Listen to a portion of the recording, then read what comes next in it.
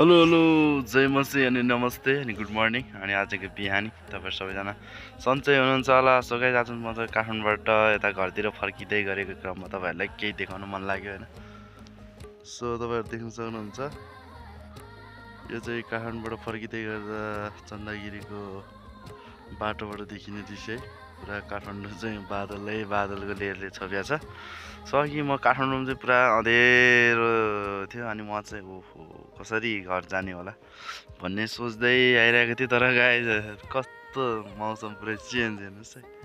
काठमाडौँ पुरै यस्तो अन्धकारमा छ भने चन्दागिरीको बाटो यहाँ पानीघाटदेखि मास्तिर चाहिँ पुरा खुल्ला छ है। पुरै घाम लाग्ने पारको छ आज चाहिँ। सो काठमाडौँ चाहिँ अँधेरो छ। सो तपाईँहरूलाई म ब्याक क्यामेरा गरेको नि देखाउने छु है त कस्तो देखिँदैछ। फेरि पनि एकपटक तपाईँहरूलाई देखाउने प्रयास गर्दैछु म। ल तपाईँहरू देख्न सक्नुहुन्छ यो के हो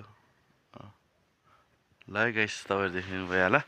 सो गाइस म चाहिँ आज काठमाडौँबाट घर फर्किँदै हो है। ल तपाईहरु सबैजना सन्चै हुनुहुन्छ होला भनी आशा गर्दै आजको अहिलेको यो भिडियोबाट बिदा माग्न चाहन्छु। हस् त बाई बाई नमस्ते अनि जय मसी।